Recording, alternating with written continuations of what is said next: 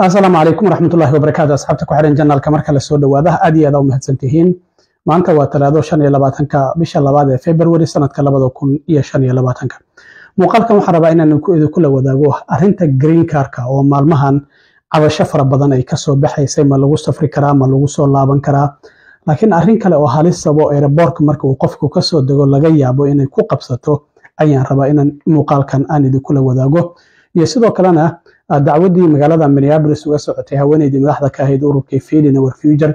iyo Amy Baki waliba Salim Saciid oo maqaayada Safari milkiilayaasheeda kamid ahaa oo toddobaadkii saddexaad gashay shalay wiil Soomaali ah oo isaguna horey dambigiisa u qortay oo shalay marqaati furahaan loo soo istaajiyay isaguna muxuu sheegay waan idin la wadaagayaa balse marka hore soo dhawaada umrada sanadkan Salama Group waxay idin haysaa adeegyo cusub waxaana kamid ah adeegyadaas hoteello u dhow labada xaram ee Makka iyo Madiina loogana lugeyn karo xilliyada salaada gaadiid aad ku soo booqan doonto goobaha muqaddaska ah ee lagu xusayo taariikhda islaamka baridda qaabka loo guto acmaasha umrada umreynta waalidka ama walaalka oo geeriyooday ma aan awoodin haddii aad tahay qof qaba baahi khaas ah xagga caafimaadka waxaan ka caawin doonaa gudashada acmaasha haddaba ku soo dhawow qiimo jaban oo ku raali gelin doona wixii dheer fadlan WhatsApp number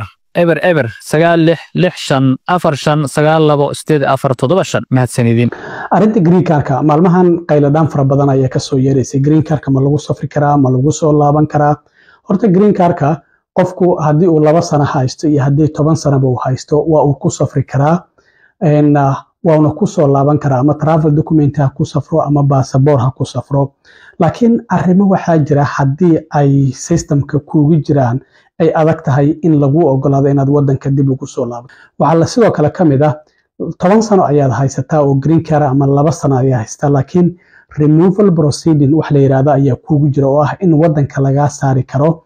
arintaas maxaa keeni kara qof 10 sano green card haysto kale waxyaabaha removal deportation proceeding u keeni kara waxa kamid ah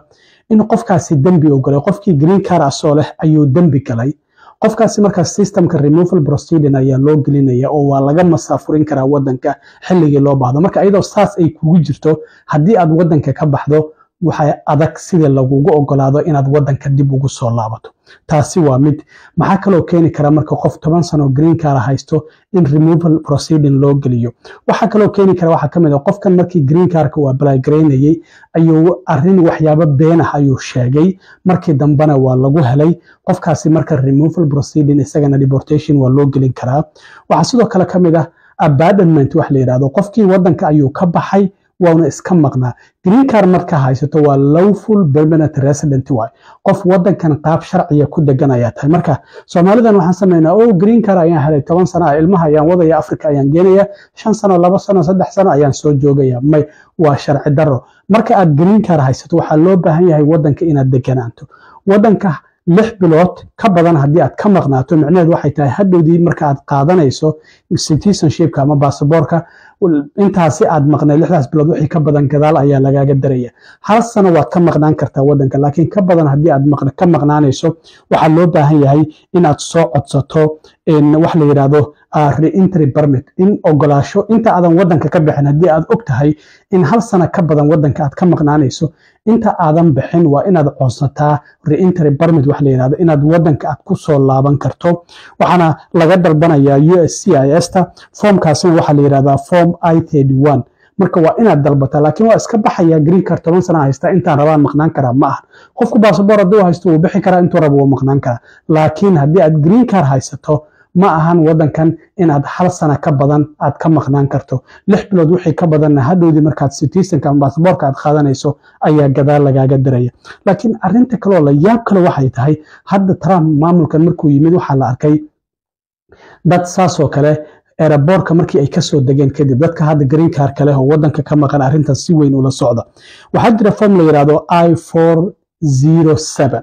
formkaasi macnaheedu waxa uu yahay qofka si mutadawacnimaha in green cardkiisa uu isaga celiyo formkaasi marka airportka aad ka soo degto waa lagu soo hoos dhigi karaa marka inaad iska saxiixda maahan haddii aadan luqadda aqoonin fadlan airportka markuu yimaado qofka su'aalo ayaa la weydiiyaa qolo ayaa lala galaa intee aaday wadankee ku maqnayd imisa maqnayd marka waxaa laga yaabaa formkan in lagu hoos geliyo formkan marka waxa la yiraahdaa I-407 marka haddii aad marka doonaysid in green cardkaada aad iska celiso aad saxiixdo isla goobtaas adigoo fadhiya ayaa waxaa lagu jebinayaa green cardkaada adiga ayaana saxiixay in wadanka laga masaafuriyo marka arinta muhiimka oo aan rabo dadka inaan la wadaago waa arintan foomkaas ha iska saxiixin haddii lagu soo hoos dhigo luqad aadan aqoonin qofku waxa uu xaq u leeyahay inuu yiraahdo qareen ayaa rabaa inaan la hadlo oo arintan aan ogeysiiyo laakiin haddii waraaq inta lagu dhiibaa tira waraaqihii immigrationku ay dhiibi jireen oo aad iska saxiixdo waxa aad saxiixaysa waxa tahay inaad si mutadawacnimo ah aad green cardkaadii aad isaga celisay isla markaana wadanka waa laga masaafurinaya green cardkaadana hortaada ayaa lagu jebinaya dadka qaar ayay hadda ku dhacday muddadii hadda bil uu Trump joogay dad ayay sidaas ku dhacday oo foomkaas intay saxiixeen isla markiiba green cardkii hortooda lagu jebiyay wadankana laga masaafuriyay marka qayb waxa ku jirto qaybta yar oo aan idin tusi doono muuqaalka aad ka arkaysaan waxaad leedahay marka aad saxiixdo anigoo og ayaad leedahay ayaan waxaan cadeynayaa in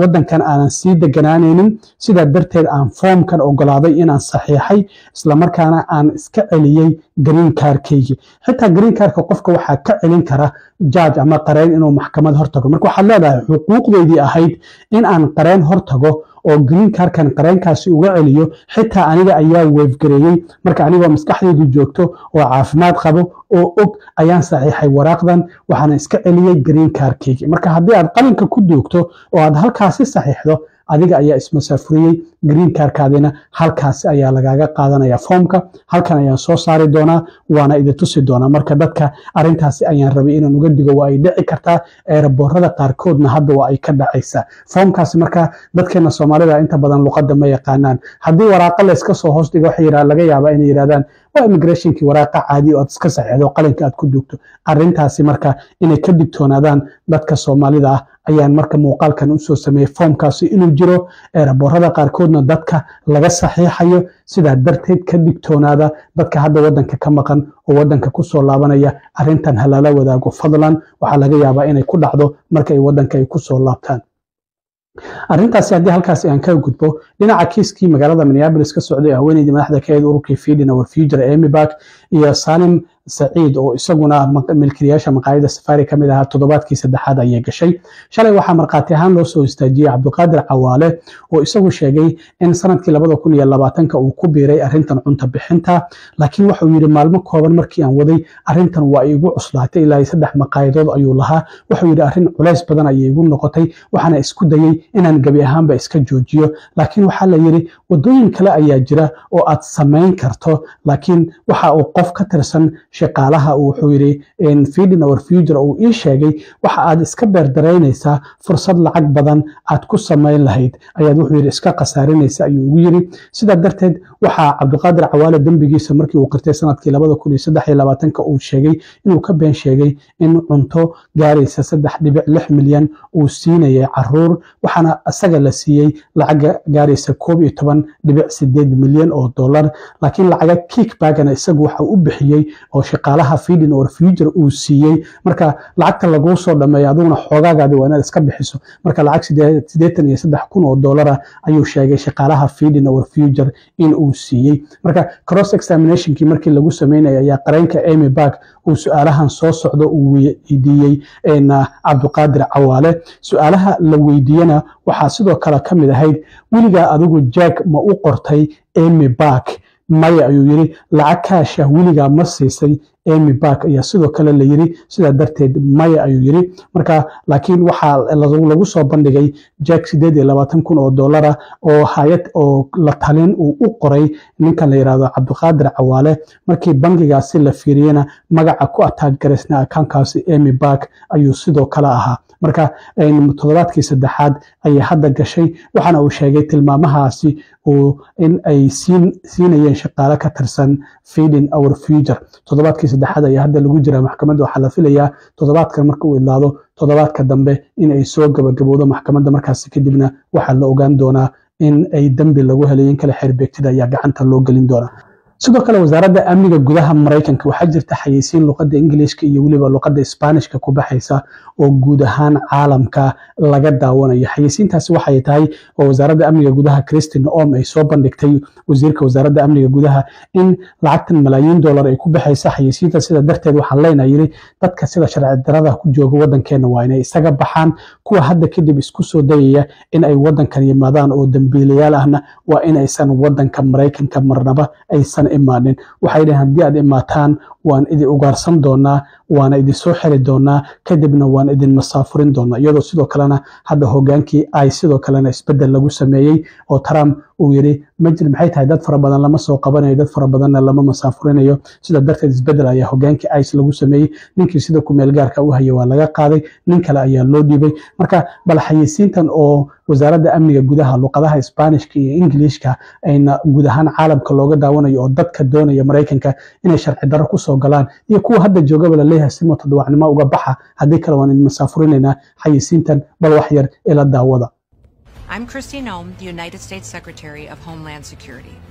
Thank you, President Donald J. Trump, for securing our border and putting America first. Let me deliver a message from President Trump to the world. If you are considering entering America illegally, don't even think about it.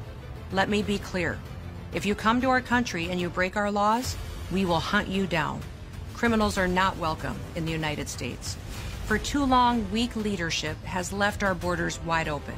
flooding our communities with drugs, human trafficking, and violent criminals. Well, those days are over. Under President Trump, we are defending American families and restoring their safety. If you try to enter illegally, you will be caught, you will be removed, and you will never return. Follow the law, and you'll find opportunity. If you break it, you'll find consequences. Strong borders mean a stronger America. President Trump is making America safe again.